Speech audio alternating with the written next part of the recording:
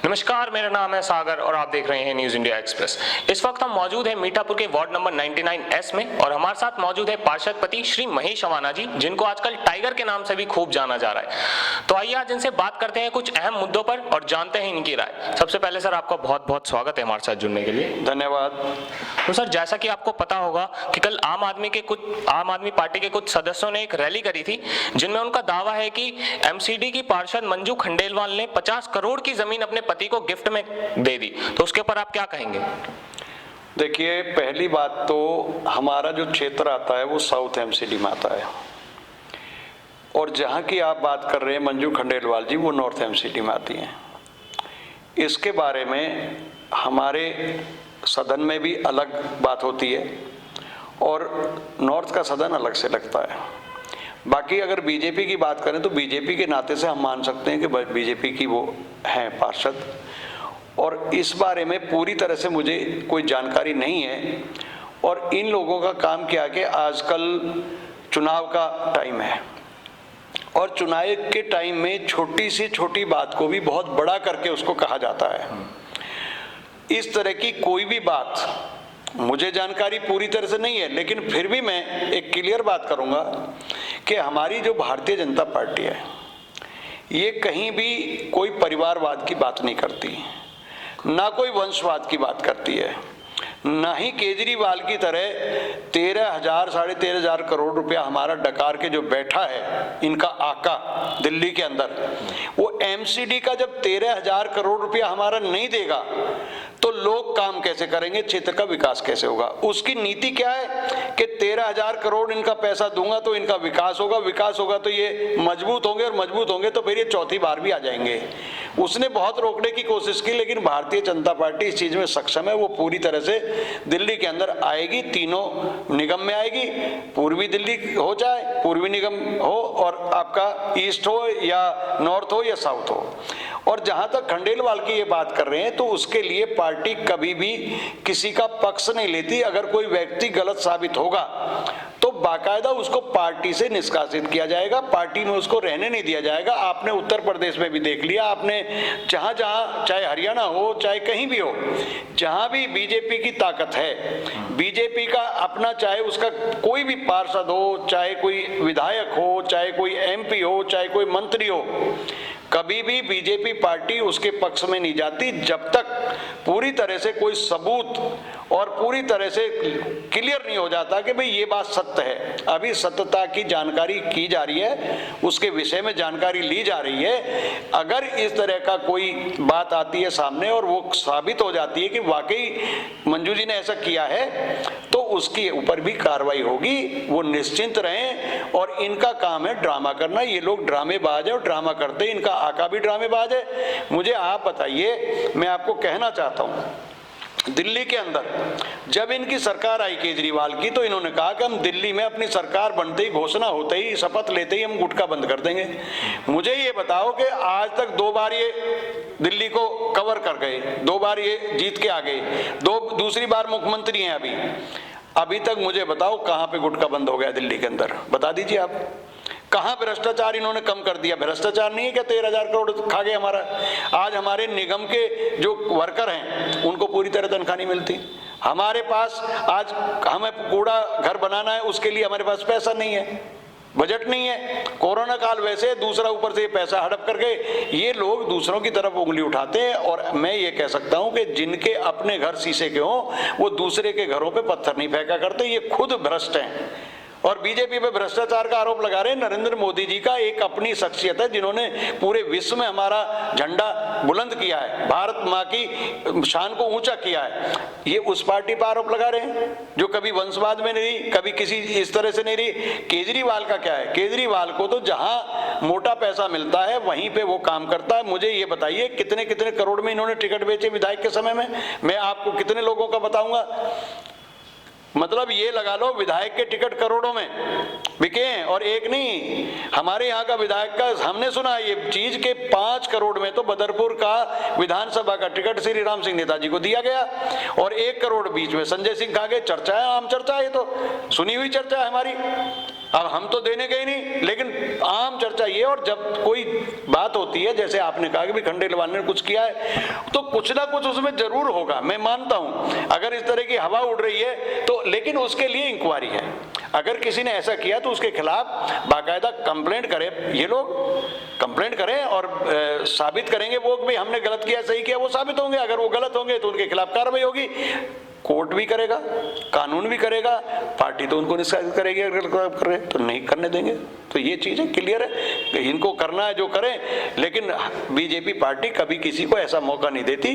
BJP भ्रष्टाचार को दूर करना चाहती है। आप बताइए, उत्तर प्रदेश के अंदर आज चुनाव हो रहे हैं, कितने लोगों को भारतीय जनता पार्टी ने गलत लोगों को टिकट दिया, बता दीजिए कितनी विधानसभा में गलत दिया है। उन लोगों को भी देख लीजिए। और जो समाजवादी पार्टी है और जो अजीत सिंह के वो बेटे हैं जयंत जी, उन्होंने किस तरह के लोगों को टिकट दिया है आप बताइए। आजम खान का कितना बड़ा आतंक था, उनको टिकट दे दिया। ये लोग आतंकियों को टिकट देते हैं, हम लोग सब लोगों को देते हैं। लेकिन बीजेपी में अगर कोई किसी तरह की गलती करेगा तो उसको कोई क्षमा नहीं है, उसको पार्टी से बाहर कर दिया जाएगा। मंजू जी पे अगर ये चीज साबित होती है तो बीजेपी उसको बाहर कर देगी, 1 मिनट भी अपने पार्टी में नहीं रखेगी। मैं आपको विश्वास दिलाता हूं इस चीज का। और सर, जैसा कि आपने कैप्शन लिख रखा है कि टाइगर अभी जिंदा है, तो इस बात ने पूरी हलचल मचा रखी है कि कल प्रमोद यादव जी के नेतृत्व में, कांग्रेस पार्टी के है वो, उनके नेतृत्व में एक प्रेस कॉन्फ्रेंस रखी हुई थी जिसमें एक शख्स बोल रहे थे कि यहाँ पे स्ट्रीट लाइट्स तो खराब है पर टाइगर जिंदा है, लोगों की नालियों की परेशानी है पर टाइगर जिंदा है। उसके बारे में आप क्या कहेंगे? देखिए, मैंने पहले भी कहा, विपक्ष का काम है किसी भी बात को तोड़ के, मरोड़ को, उसको बेकार करना। मैं आपको ये जानकारी देना चाहता हूं, मैं, अगर आप अभी भी सबूत मांगे, मेरे पास एक रजिस्टर है जिसके अंदर लाइटों की कंप्लेंट आती है। जो लाइट पोल पे खराब है उसको हम कर देते हैं 3 दिन में ठीक। लेकिन अगर कोई लाइट खराब है तो उसका क्या है, सिस्टम चेंज हो गया। पहले सिस्टम ये होता था, हमारे पास गोडाउन होता था, जो एमसीडी से लाइट आती थी वो पार्षद के घर पे ढेर रखा होता था, सैकड़ों लाइट रखी रहती थी। किसी की भी खराब हो हम अगले दिन चेंज कर देते थे। अब क्या है कि जो लाइट खराब होती है, जो ठीक नहीं हो सकती खंबे के ऊपर, उस लाइट के बदले में दूसरी लाइट हमें मिलती है, ऑर्डर करना पड़ता है और बाकायदा उसका लिखना पड़ता है कि बिल्कुल खराब है या वो लाइट चोरी हो गई है। तो उसमें हमें सप्ताह दिन भी लगता है, 10 दिन भी लगते हैं लाइट आने में, जो सच्चाई की बात है। तो इतना टाइम तो उसमें लगेगा ही लगेगा। जब हम यहाँ से लाइट खोल के देंगे, हमारा आदमी वहां लाइट पहुंचाएगा, उसके बदले में फिर वो लाइट इशू होगी। पहले जैसा सिस्टम अब नहीं है, क्योंकि ये सारा मामला जो है वो बिल्कुल एकदम नीट एंड क्लीन हो गया है। पहले क्या करता था, मान लो कोई पार्षद है, अगर लाइट चोरी कर ले, कुछ भी कर ले कहीं भी, लेकिन उससे नुकसान भी हुआ है, उसको लाइट को ठीक करने में हमें देरी हुई है। तो देरी करना, मेरा मतलब ये है कि कुछ खंबे हमारे जो मेन रोड पे लगे हुए हैं, उनमें जो स्टील पोल लगाई हमने, मैंने लगाई खुद। तो मैं आपको ये जानकारी देना चाहता हूं कि कई बार जैसे ट्रक साइड में लग रहा है या कोई टेम्पो आ रहा है, तो वो क्या करता है, पीछे देखता नहीं रात बेरात, और वो खंबे में टक्कर मार देता है। और जब खंबे में टक्कर मार जाता है, वो खंबा टेढ़ा हो जाता है या उसकी लाइट टूट जाती है। तो कुछ खंबों पे मैं मानता हूं ऐसे 8 से 10 खंबे होंगे जो टूटे हुए हैं या वो झुके हुए हैं। उनको ठीक करने के लिए भी मेरे पिछले सप्ताह डीसी साहब आए थे, मैंने उनको वो सारा दिखाया कि जी ये हमारे कुछ पोल हैं स्टील के, चेंज होने और इनके ऊपर लाइट भी ठीक होनी है, क्योंकि ये किसी ने रात को ट्रक से टक्कर मार के गिरा दिया। एक क्या होता है कि जो स्ट्रीट लाइट हमारी ऊपर लगी है मेन रोड पे, उसमें क्या होता है कि जैसे रात को कोई ट्रक वाला आया, ऊंचा ट्रक होता है, रात को लोग क्या करते हैं, रात में कोई देखता तो है नहीं, ऊपर उसके खड़े होंगे ट्रक के ऊपर और खड़े होकर लाइट को खोल के ले जाते हैं। रात को चोरी हो जाती है कई बार, हाँ चोरी भी होती है लाइट। तो जो लाइट चोरी चली गई उसकी हमें कंप्लेंट लिखनी पड़ती है कि लाइट चोरी हो गई, या वो अगर वो डेड खराब हो गई है, वो ठीक हो नहीं सकती, मौके पे मान लो तार हिल रहा है या कोई छोटा मोटा कोई प्रॉब्लम है उसमें, तो हम उसको चेंज कर देते हैं। हाँ, अगर बल्ब फ्यूज है या कोई भी चीज है, वो लाइट बिल्कुल नहीं ठीक हो सकती, तो फिर वो लाइट वापस जाएगी, उसके बदले में दूसरी लाइट मिलेगी। या नई लाइटें हमें अगर इशू करानी है कि भाई अगर नए खंबे लगे हमारे एरिया में, तो उन नए खंभों के लिए अलग से हमें बाकायदा बजट देना पड़ता है। वो लाइट इशू होती हैं और वो लाइटें आती हैं। अभी मैंने पीछे 100 लाइटें मंजूर कराई थी नई, पिछली बार ही, अभी उनको चेंज किया गया है। आपको और एक जानकारी दे दूं, जो यहाँ के पिछले पार्षद थे हमारी मिसिस से पहले, वो वहां से 70 वाट की लाइट मंजूर हुई, बजट के अंदर 70 वाट की, और उन्होंने लगाई 35 वाट की। तो बाकी की 35 वाट लाइट की नहीं 35 वाट की लगाई 70 की जगह, उसकी कीमत तो आधी हो गई। जब मेरी मिसिज पार्षद बनी तो हमने कहा कि भाई हमारे इसमें रिकॉर्ड में तो 70 वाट की होनी चाहिए लाइट, एलईडी जो लाइट है वो 70 की होनी चाहिए, ये 35 की क्यों लगा रहे हो आप? कहते जी जो पिछले पार्षद थे उन्होंने जो कहा वही लगा रहे, हम तो वही लगाई हमने तो। मैंने कहा इसमें रिकॉर्ड में 70 की है, बाकी कहां गया माल?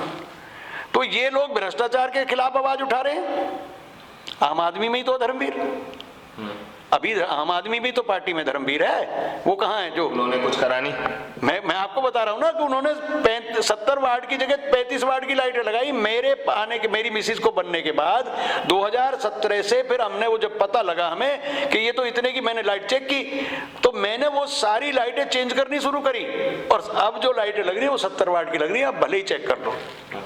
अच्छा, ये होता है भ्रष्टाचार, इस तरह के लोग करते हैं। हमने कभी जो चीज हमें वहां से मिलती है हम वही चीज यहाँ देते हैं।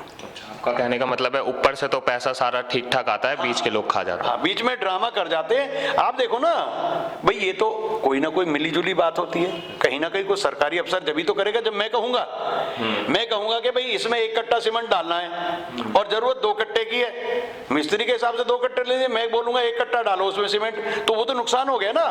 तो 1 कट्टा कौन खा गया? मैं खा गया, अधिकारी खा गया। बिल्कुल। तो ये है भ्रष्टाचार। और हम कहते हैं भ्रष्टाचार असली ये है कि आप 13,000 करोड़ जो हमारा डकार के बैठे केजरीवाल जी, पहले वो दो, उसके लिए तो शर्म करो, तब किसी के खिलाफ विरोध करो। विरोध वो कर सकता है जो अंदर से बिल्कुल नीट एंड क्लीन हो, साफ हो, जिसका मन साफ हो, जिसका तन साफ हो, जिनका विश्वास हो। ये तो झूठे आदमी, इनका क्या है, करते रहे प्रदर्शन, इससे क्या फर्क पड़ता है। लेकिन बीजेपी अपना फैसला लेती है गलत लोगों के खिलाफ जो है, चाहे मैं हूं, कल को मैं अगर गलत करता हूं, मैं भ्रष्टाचार करता हूं, तो मेरे खिलाफ भी पार्टी कार्रवाई करेगी। मैं बिल्कुल खुले रूप में कह रहा हूं, कोई भी हो, मैं हूं कोई भी पार्टी का, चाहे वो विधायक हो, मैंने बताया ना आपको, पार्षद हो, विधायक हो, एमपी हो, मंत्री हो, जिसके खिलाफ साबित हो जाएगा कि ये गलत है। देखो जब तक साबित नहीं होता कोई चीज, किसी के खिलाफ कोई चीज है और वो साबित नहीं होती, तो आप उसको सजा नहीं दे सकते। जब साबित हो जाएगी, अगर साबित हो जाए विरोध करिए आप, कोई दिक्कत नहीं है।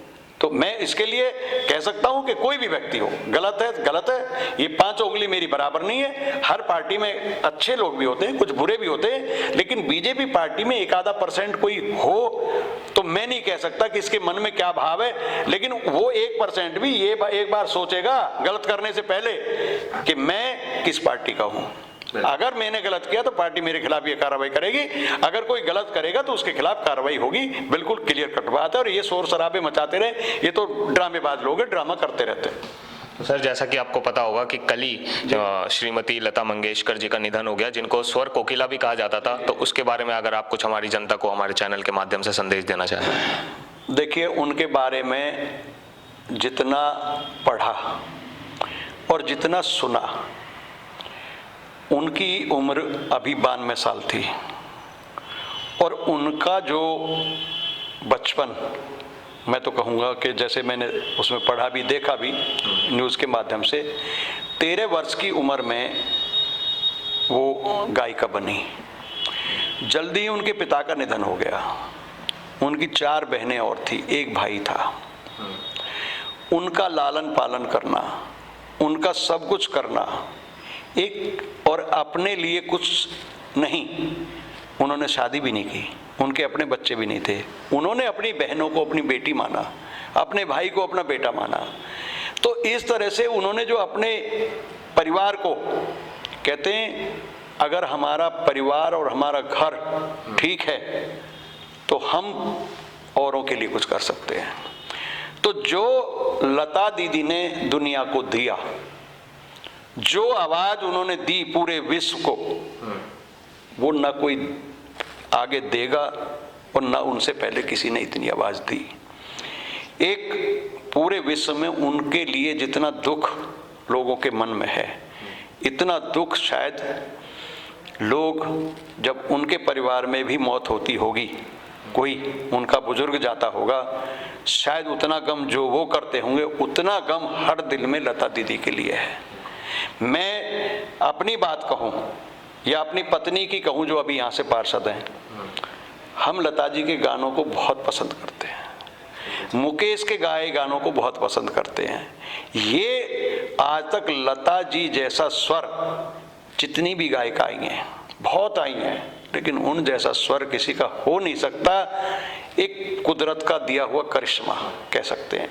तो मैं अपनी तरफ से, अपने क्षेत्रवासियों की तरफ से, आदरणीय अपने विधायक की तरफ से, अपनी पार्टी की तरफ से, अपने सभी सम्मानित साथियों की तरफ से और यही कहूँगा कि हमारे उनके चरणों में जो श्रद्धा सुमन हैं वो अर्पित हैं, उनको श्रद्धा सुमन अर्पित करते हैं। और जहाँ भी वो रहें, चाहे वो परमात्मा के पास रहें, चाहे वो दोबारा हमारे इस भारत में जन्म लेकर आएँ, तो वो उसी रूप में आए जैसे पहले थी। अगर दूसरा जन्म उनका हो तो इसी रूप में हो, लता के ही रूप में हो। और हमें लता ही चाहिए, और लता के अलावा और कोई अभी तक ऐसा बना नहीं जो लता का रिकॉर्ड तोड़ सके।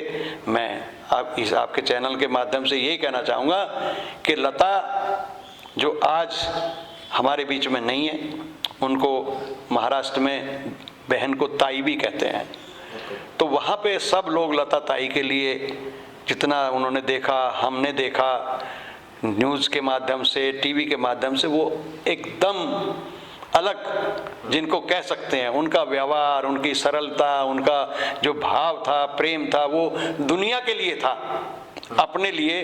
कहते हैं ना कि जियो तो जियो, अपने लिए जिए तो क्या जिए, जीना है तो दूसरों के लिए जियो।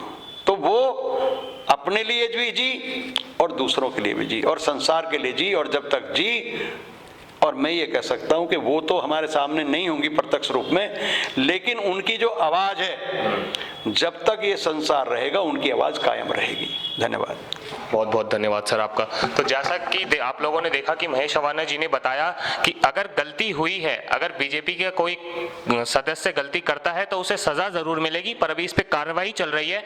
और जो ये घोटाला हुआ है वो नॉर्थ एमसीडी के मामला है और सर का जोन साउथ है। तो धन्यवाद, बने रहिए हमारे साथ और देखते रहिए न्यूज़ इंडिया एक्सप्रेस।